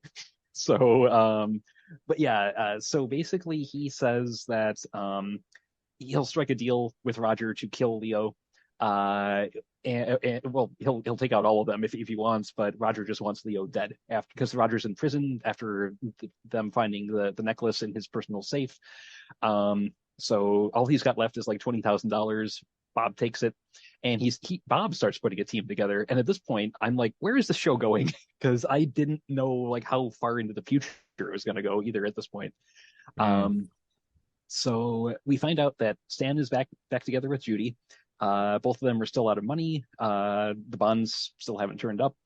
Well, which we don't know where they are at the time, and if you saved the white episode for last. But so they're running, rackets trying to scam people with like fake cheap wine, where it's just like, oh, this is from the Francois vineyard in the lower, whatever. And it's just like, can you taste the peat or whatever? It's kind of ridiculous, but that isn't going terribly well for them. So I mentioned Bob was putting a team together, and again, I like the trope of like companionable hitmen, because I don't think they even get names, but these two are great together. You struck it rich 2 weeks in a row here. Yeah. I mean, they have a nice witty banter. They flow really well, and I wish we had more time with them because they're fun characters. But let's see. So, he's like, they're like the best he can afford, but he goes with what he's got. He starts off killing Ava's fence, I guess trying to narrow the search, trying to zero in on everybody, trying to figure out where they are. Let's see. Leo is with Anna, or Ava rather. Apparently their old flame is rekindled, so they're living together. They're playing a next job. Stan, to try and make ends meet, pawns that stupid freaking diamond butterfly that Bob stole way back in the day, which seems like it would be very, very traceable, even though it's 7 months after the theft happened. But whatever. Let's see. Agent Abasi tracks down the pawn shop where he tried to sell it. The pawn boss is kind of I ain't gonna tell the government nothing kind of bastard. So he gives Abasi the runaround. But she's like, I'll just wait for the other employees to come in and question them. So let's see. Meanwhile, Bob has tracked down Ava and Leo. Ava manages to kill one of the hitmen, sadly. She gets knocked out by Bob. And I should mention that Ava's nanny is also living with them because Ava's trying to take care of her, I should say. Let's see. So Bob steals all the guns that they have on them that he can find. And speaking of the nanny, she's just like cowering in a pantry or something like that. He opens the door and she just like lays into him with a cleaver. That was awesome. That was, I had to hand it to her. That was pretty cool. But she gets like tied up as well. Let's see. He has Leo set up a meeting with Stan because Stan has been trying to get in touch with Leo for like the past 6 months, saying like, hey, basically trying to get money out of him, thinking he's got the buns, and Leo's just been ignoring the calls. So he forces Leo to call him and try to set up a meetup, which is on like a beach somewhere, very public, which doesn't seem like the best place for this sort of thing, but whatever. And Agent Abasi and her partner get wind of it. They show up at the meetup site, and there's this. Oh wait, hang on a second. I'm getting ahead of myself. So it cuts back to Ava and Leo and her nanny, tied up, and there's this big long sequence where she manages to. She gets shot, her mom gets shot, but Bob finally gets killed. Leo stabs a hitman to death, and I don't remember if did he stab Bob or did Ava shoot Bob? I don't quite remember. Bob does finally die one way or the other. Well, Bob wasn't there at this point. That was the two You're right. accomplices that were there. I have no idea why I wrote Bob finally dead on that line instead of further down. You're right. Okay, yeah, so Ava and her nanny get killed. Leo stabs the remaining hitman to death. Meanwhile, Judy finds a bunch of cash that Bob was paid for trying to kill Leo in his car. And there's this, like, I guess it's supposed to be emotional, like, sequence where she's looking over at Bob, like, stuffing hot dogs into his face at a food truck. I mean, not Bob, at Stan, and he's just like, and she's was looking like at the the fish money. tacos. He was excited they were in stock finally. Oh, that's what it was. Right. Yes, yeah, it was tacos. He had his face buried in tacos, and he's just like, and she's like looking at the money, looking back at him. He's like, and there's this like crisis of conscience, and we know that Judy's only in it for the money, so she bails on him. I believe anyway. And meanwhile, there's this. Oh, okay, I got something about Leo and Hannah, but there's this shootout on the beach with the FBI agents and Bob. This is where Bob finally dies, and not a moment too soon. Big time. Yeah, but yeah, I don't know what his plan was, just to like, how is he going to get away with the money if he's killing people on the beach? Bob was never really big on planning. Anyway, he finally bites the bullet. Judy presumably goes off for a couple of months until she spends all that 20K and needs to figure out something else to do.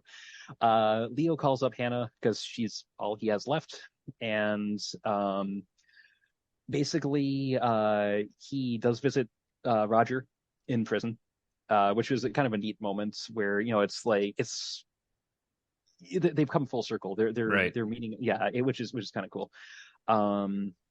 And we do find out that Roger hired Hannah to work at his business, possibly out of guilt, which adds a lot of depth to his character. He wasn't doing it to like be a jerk or to like rub it in Leo's face or anything. He was responsible for the death of her mother, so he was trying to do what he could to provide for her in a weird roundabout sort of way. So it humanized him a bit, and I like that. And the end of it is a bit of a question mark, because there's Agent Abbasi just can't let this case go, and she ends up bumping into someone on the street, and he's like, "Oh, can you tell me the way to whatever?" And she points to, he's like, "Oh, thank you so much, bless you," and he like grabs her hand and shakes it, and it's implied that he drugs her somehow, and that she's been assassinated because she collapses in the street. So like the triplets didn't want her looking into this or something like that is what it's implied, but she presumably dies in the street because of a covert like Soviet era style hitman. Mm-hmm. And we see a shot knife. of This was the episode I didn't take notes during the episode on, so I went back and tried to do it from memory, and I didn't even have her dying in here. So wow, okay. Yeah, I mean it's implied. We don't see her like being buried or anything, but collapses in the street. Yeah, I do remember the scene. I just said it. Yeah. Yeah, and I think somewhere in an earlier episode, some sort of assassination of that sort was mentioned. So I guess I think it was in reference to the triplets. I don't quite remember, but she's dead. So is Leo, because we see I think the final shot of the show, isn't it him like just kind of walking through like a tunnel, like a bridge, a underpass kind of thing, and someone comes up from behind and kills him. Yeah, pulls a gun, just shoots him. Now we don't know who that is, right? I think we do. We do? We do. Yeah. We only know because of the shirt he's wearing. So, and he's only ever in one other scene, which is ridiculous. So I don't even know if we knew that Roger had a son until episode. He was in episode White.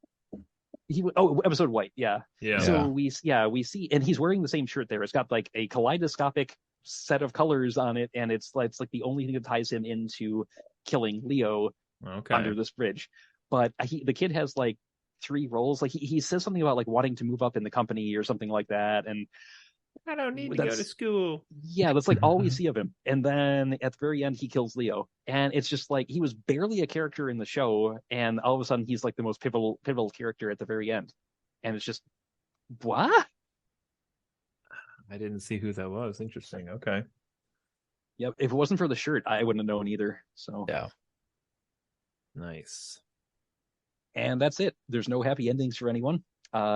Everyone is either the same or worse off than they were at the start of the show. And I mean, Judy might be better off.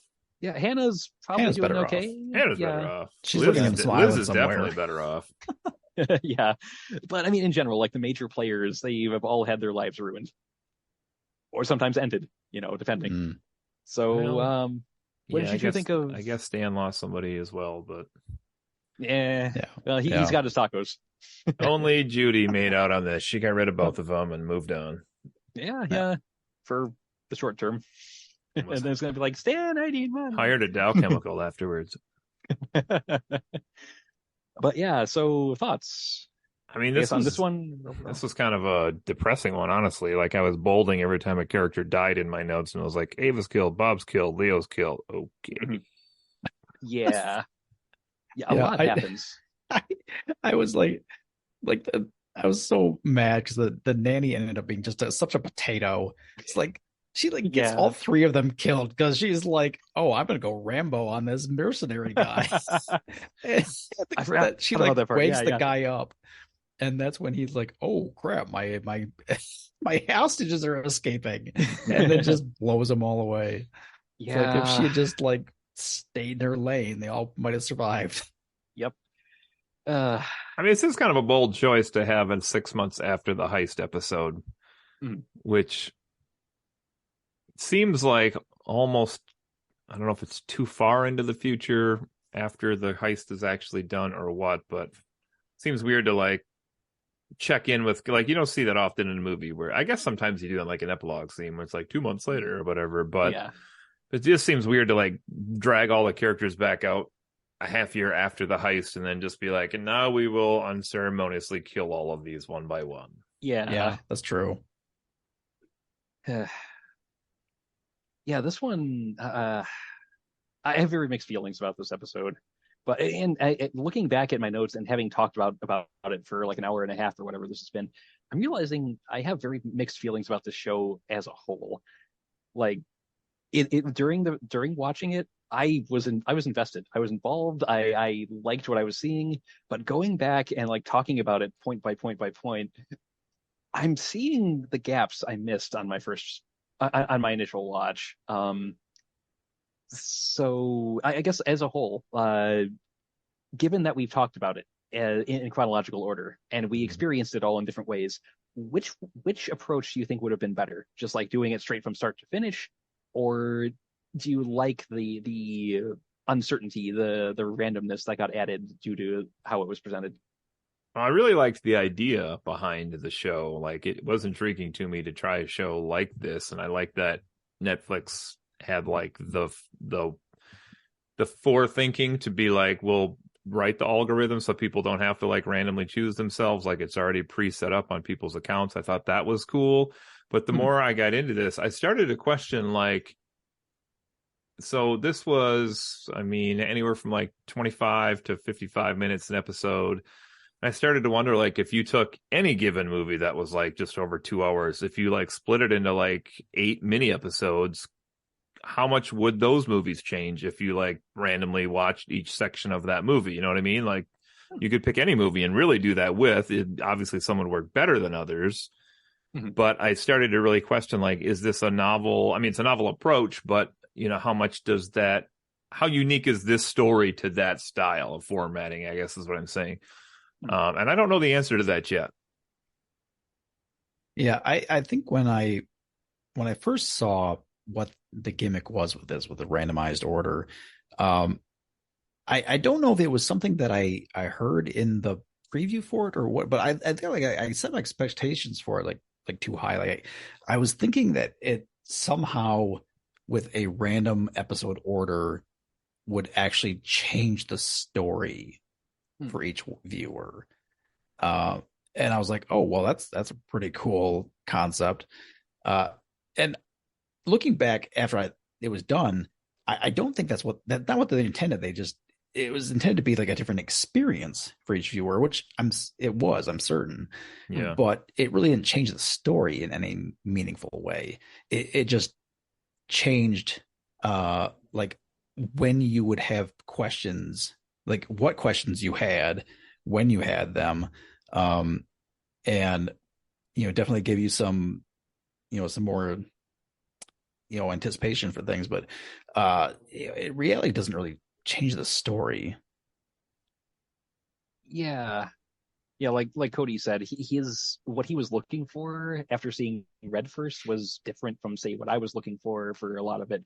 But ultimately, you're right. We do all see the same content, and how we engage with the story is a bit different as a result of the presentation. But it didn't really feel. I mean, it got us all to watch it, so I guess as a marketing gimmick, it worked. But Right. I don't know if it was necessary. Like, if they had decided to craft it in a very specific way and just present it in the strongest order possible, I think it would have been better, rather than possibly get everything jumbled up and not knowing. what was going on, for like a third of the show potentially, because you saw things in a really weird, bizarre, unintended order.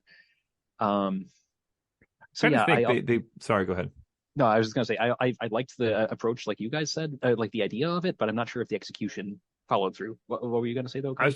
I was thinking back to what Brett just was talking about, and like, if I don't know how you would construct this, but if you had it set up so like when Brett watched it, like the last person to like pick up the butterfly necklace was Bob, and then when you watched it, it was, but there'd have to be more or less like 5 or 6 versions of each of the colored episodes, even if they just like deleted 30 seconds here, added a minute here for those pivotal objects. But then like the algorithm would get so complex, because then it would have to know that I saw the episode with the 30 seconds gone and the extra minute here on red. Right. And then later, have to fill that in. Like, you could so like do the it, but it'd be really hard. would have changed. Right. That would be neat. Yeah, I have no idea how you would craft that and make it work, but that would be a cool thing to do. I'm trying to think if there's anything like that, like board game or video game or. I mean, it's kind of like, on Netflix they have those interactive shows where you actually like make choices. I mean, that would sort of be like that, I guess. Okay. The only thing I can think of is I haven't played this, but it's a game on Steam called, I think, Immortality, where it's a full motion video game. But I think the idea is that you're supposed to piece together a story of like what happened to this famous film star or something through their old footage. But the catch on that is like anything in a scene you can like click on, and it'll zoom into another scene with that thing as the focal point. Like it can be anything from like a candelabra to a person to like just a picture frame in the background, and it'll segue into that. So the story does craft itself specifically around what catches your eye, from what I've heard. I haven't played it. I don't know how well it works, but that's like the only thing that's coming to mind that seems even remotely close to doing this as the optimal way it should be done. It would change you'd have to be chronological, but it would change how episodes would be presented to you. But let's say they were in like a rainbow order, for example, and we all started with violet or whatever, or red, whatever, and then we each could have a version of the red that basically they would have to feed you like a tailor-made course of your meal, you know what I mean? Like, here's the red you get, the purple you get, and you would get a different, because I was just thinking of like, how do they do like the video games like Until Dawn? Like that is all story choices, and that changes as the game goes on. That's true. But it's also chronological, so that cuts down your options quite a bit. But that is true. Like if a character dies in scene 2 in that game, like they're not around for the rest of the scenes later in that game. Oh yeah. So I don't know. It could be done, but with full actors and shooting things, that'd be pretty challenging, I think. There'll be a lot of footage. Yeah. Yeah.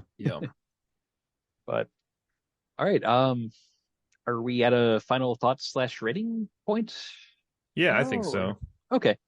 I guess as the host, I'll go first? It doesn't matter. Whatever you want to do, man. All right, sure. If you want to, or if you want to save it, go for it. Actually, yeah, I've been talking a lot. I'll save it. I'll let one of you two go first, and I'll have my thoughts at the end. Sure, sounds good. I'll go first. I usually go last as the host. So, okay. I put a number on this as soon as we sat down tonight, not before that, but I do think it's a really cool concept. I think there's things that worked and didn't work, like maybe me trying to focus on the red episode from the beginning like was a bit of a detriment, because I maybe didn't care as much about some of the relationships or other things that came up along the way. I do question, I don't know if anybody's read an article on like how different everybody's algorithm is, because like when I heard you guys say like you had a lot of yellow, green, and orange, I think somebody had mentioned all 3 of those colors, or between the 2 of you had mentioned those 3 colors early on. So I was like, I'm going to just go totally in a different direction, which was my goal, because mine was very similar to yours. Like I think those were my first 3 episodes. And I checked Karen's and it was the same, so it must be based on like account, not profile. Okay. So I was just like, I'm gonna do the Red Sox. So I did the red first, and then I did blue, and I was like, all right, now we're gonna go primary colors and then secondary colors, and so that's kind of what I went with, and then pink. But so there was some cool stuff. I thought some performances were good, but there wasn't. I mean, I don't know that there's necessarily any Oscar-worthy acting performances in this. So I'm only to give this a 6.5, I think, in the end, which is, from what I wanted it to be, that's pretty low. Okay. Now, I mean, there are a few things that I would say I would praise it for. I mean, one of the fact that they were able to craft this story that you can watch in pretty much any order and still have it make sense. It feels like a pretty big feat. They must have spent a lot of time, making sure that things made sense in varying orders. And I was thinking about like the way, basically the way that they arrived at this point was they like sacrificed traditional storytelling, like mechanics. So like, one of the best parts of like a traditional linear story is that you're able to like set up things and then deliver on them. And with a randomized order, you really can't do that. And that's what they just chopped out a lot of setup stuff is what I feel. And so, it's really difficult to put like meaningful reveals or any kind of twists into a story, because if you get like something happens in an episode that's intended to be a twist and you don't have the setup for it, you'd be like, oh, well, whatever, you wouldn't even recognize it until you like see something later on that was like then as the setup, and you're like, wait, oh, that meant something. Yeah, that's a good point. I feel like that's how it would work out if it was like, if you took like a typical story and just chopped up and swished around. Like that's probably the effect you would wind up with. So it's like a two-edged sword. Like the fact that they were able to write it in a way that you can watch randomly is pretty good, respectable kind of thing. They pull that off, but it also just kind of lowers the overall quality, everything of the story. I thought that a lot of for the most part, the acting was good. As like Cody says, it wasn't probably, wasn't great, but was pretty good for each character. Characters were believable. Not a lot of the characters were real likable, which is a problem. Even like the main protagonist, Leo, you don't really get, I don't know, you don't really get a lot from him. You do feel like sorry for him, like you empathize with him for a long time. As because they set up this whole thing that like Graham / Roger like wronged him like horribly in some way, like, and this was probably the biggest thing I had as a negative with it, is when they got to the reveal that he essentially just left Ray / Leo's wife just to die. I was like, that's the thing he did wrong. Like, what? 25 years and you're trying to like steal $7 billion from him because he can always get another wife because he was a coward. Like it's not like he like stabbed his wife and was like, F you, Ray. He was just like saving his own ass. And like, this is the thing, like I made it really clear with my wife, because I was like, okay, let's just say, for example, like that happened to you. Like, I mean, I would be devastated. I would be like, hold a grudge against this person. And like, you're not my friend anymore. You're a lowlife. But like to go on this like quarter century revenge story because a guy who was your best friend turned out to be a coward. I was just like, that did not work for me at all. I don't know. And it was like, by the end of the story, I was like, Roger actually has been like victimized out of this whole thing. Like, he's not a good person, but he wasn't like this monstrous human being. And like at the end of the story, he's just like, he's in jail and he's got nothing left to his name. And it's like, oh, okay, who's the bad guy here? Justice for Roger. Yeah. So, I mean, I had it kind of like what we were voicing, Justin, is like I enjoyed it while I was watching it. I felt invested. I was like, okay, I want to see where this is going. The action overall was pretty good throughout. Um, I wanted to know what happened to these characters. But when I got done and I started looking back at things, I was like, it wasn't a lot there for me overall. And there was a lot of questions. Like I had just a bunch of questions at the end that just never really, things didn't make sense, or wasn't plausible. And yeah, I mean, I would say it's a show that's worth watching, especially if you like a heist show. It's pretty solid. It's not like great, even as a heist show. Its compliments keep getting lower. And so did my score. So I would say it's a show that's like probably worth watching. If you don't have like a list of things that you're trying to watch, like you don't. But I would. It's like a 5 for me, I would say overall. Okay. It's decent. It's worth watching, but I wouldn't go out of my way to watch it.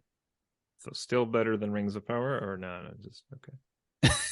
I've stepped in things that are better than Rings of Power. Oh, I hope it wasn't Bob.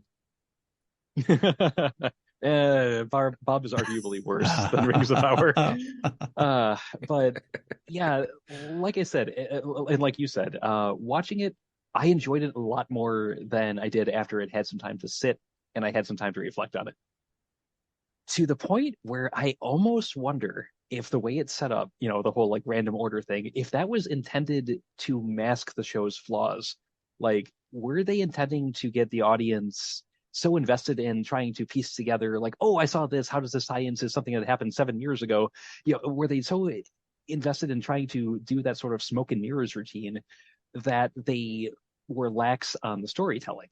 Because there are some gaping holes that I've noticed, like in going through my notes and talking about it with you guys, that I didn't fully account for at the time because I was too busy being like, oh, that's where the diamond and the necklace ended up, and oh, that's where the bonds, and that sort of thing. So I almost think this was kind of a bit of misdirection on the part of the director or producers to try and say like, hey, we've got this mediocre script. I mean, it's nothing great, but what if we jazz it up with some razzle dazzle and try to make it interesting, be more interesting than it should be. And the more I think about it, kind of like you, the lower my score is getting. Because heading into this, I would have said, oh man, I for how much I enjoyed it while I was watching it, I would have said this was like an 8. But the more we talk and the more I think about it, the more problems I'm finding. So I'm gonna have to say it is entertaining. It is a fun ride, but it's flawed. This is like a 6 out of 10 for me. I had fun with it, but it's one of those things where you can only really enjoy it if you turn off your brain. It wants to seem smarter than it is. And once you are smarter than the show and you start realizing everything that's wrong with it, it really undercuts a lot of what it had going for it. So I'll say a rare thing here. Rotten Tomatoes critic rating 48%, audience score 45%. Whoa. I don't see that very often. We're being a bit kinder to it than that's the review bombing something. I don't see that very often. Yeah. Wow. Yeah, basic. Yeah. So there you have it, folks. It's an Kaleidoscope. It's an interesting oddity, but not a whole lot more than that. And for once, we are all pretty much in agreement on it. So take that for what you will. Take the IMDb score for what you will. If you're really jonesing for something different to watch, it's a good way to kill a weekend. But yeah, good to worse, but yeah, it could also do a lot better. That's true. Yeah. So I guess that's it, unless there's any closing remarks or final thoughts. No, I was just going to say next week we got 2023 video game preview to wrap up our first year. So I'm looking forward to that. So, all right. That is something to tune in for. But until then, this has been another episode of Friends. Occasionally disagreeing. Friends. Cody's Not. slapping us. Disagreeing. I was giving you the Kaleidoscope word. You just got a different order. Oh, dang it. I should have thought that was a good idea. All right. Bye, everyone. Yep. Have fun.